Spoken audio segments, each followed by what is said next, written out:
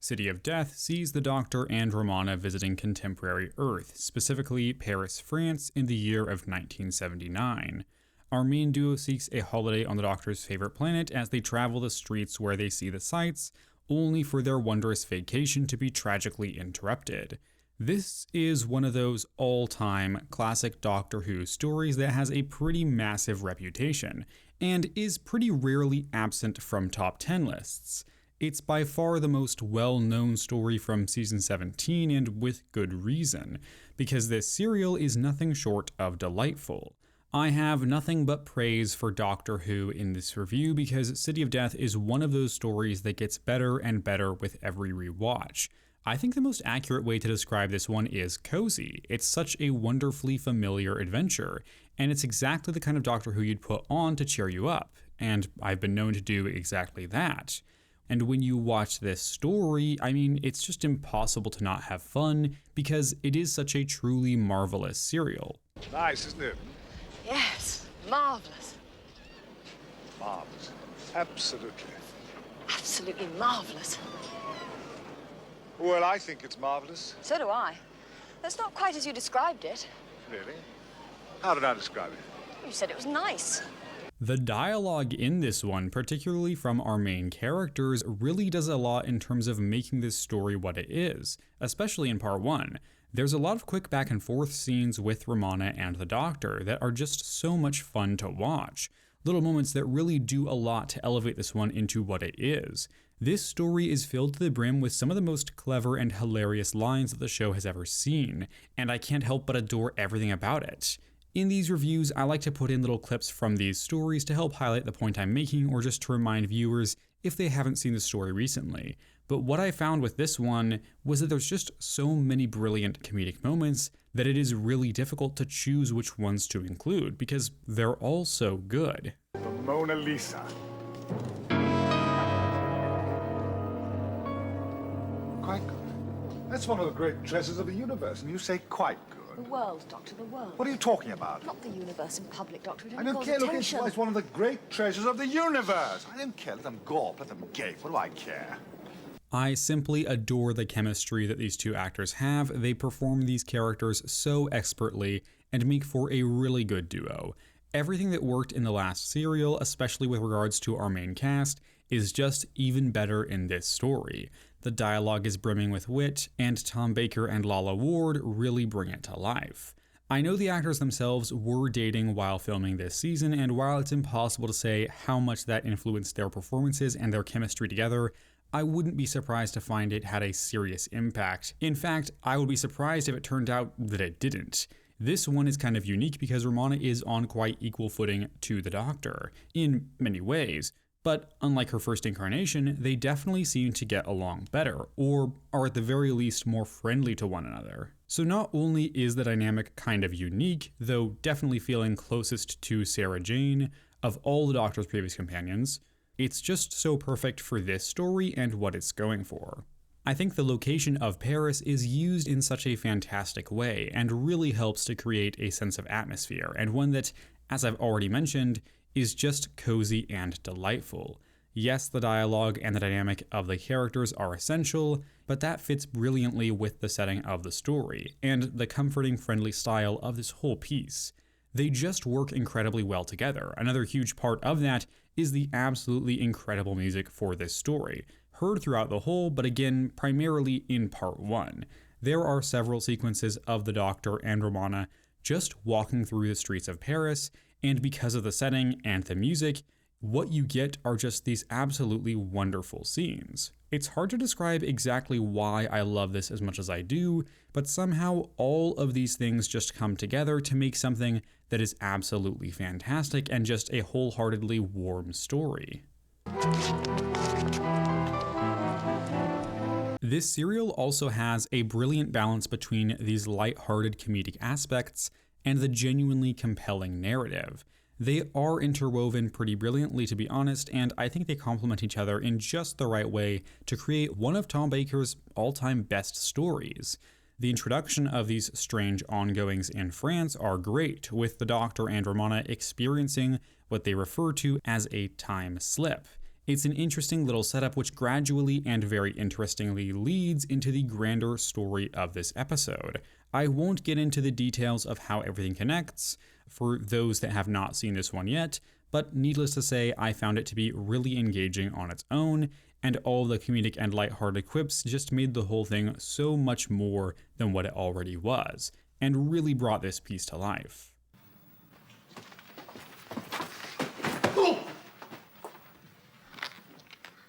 I say, what a wonderful butler. He's so violent. Hello. I'm called the doctor. This does lead me into what is one of the really good aspects of the story as well, and that happens to be the villains. The main one, of course, being Count Scarleone, played by Julian Glover. Now, the man has been in Doctor Who in the past, previously having played Richard the Lionheart, and although he was fine in that part, make no mistake, I found that he stood out much more this time around, delivering a genuinely solid performance, on top of being a well-rounded and understandable character with a rather interesting backstory. And if I were to make a list of Classic Who's best one-off villains, there's no way this guy would escape it. He's just that good. So you stole the bracelet simply because it's pretty? Yes. Well, I think it is, don't you? Yeah? My dear, I don't think he's as stupid as he seems. My dear, nobody could be as stupid as he seems. Oh.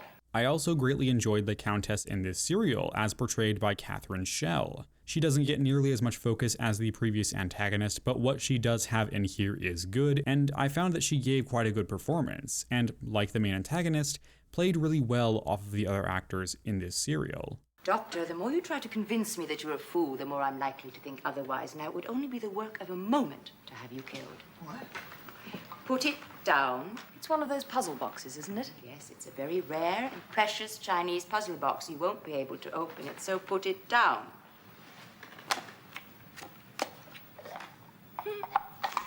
Oh, look.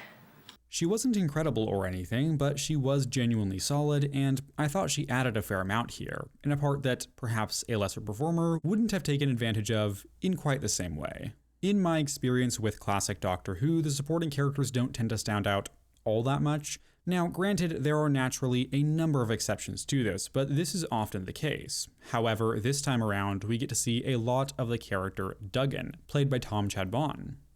What's Scarleone's angle? Scarleone's angle. Never heard of you. Ever heard of Scarleone's angle? Oh, well, I was never any good at geometry. Who's Scarleone? This character does have a fair amount of screen time with Romana, and the two of them are honestly really good together. The dialogue is great across the entire story, so that's obviously a given, but I love this particular dynamic because we see them having to work together so much here, and this guy gets on Romana's nerves just the right amount, which is just a delight to watch. Thought these places were meant to be open all night. You should go into partnership with a glazier. You'd have a truly symbiotic working relationship. What? I'm just pointing out that you break a lot of glass. You can't make an omelette without breaking eggs. If you wanted an omelette, I'd expect to find a pile of broken crockery, a cooker in flames, and an unconscious chef. All of the characters that have a noteworthy amount of time spent on screen are either solid or just plain great, with maybe one exception, which is just another thing this serial kind of nails.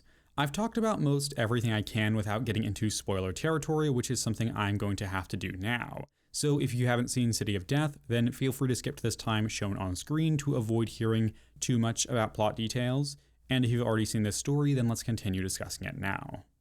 I do need to talk about the Count, otherwise known as Scaroth. I really do like what is done with him in this serial. We get this very solid opening sequence with him attempting to leave a planet in his spaceship, only for that spaceship to explode just like that. It's a pretty straightforward opening, but it's engaging right from the jump and gives you just enough information to make the rest of the story even more compelling. You get bits and pieces of information where you learn about the character throughout the story, which is all handled really well. I don't want to spend too much time going over every detail and the ways in which they pulled off this aspect of the character and the story well, but I would like to highlight one scene in particular which I found to be absolutely stellar.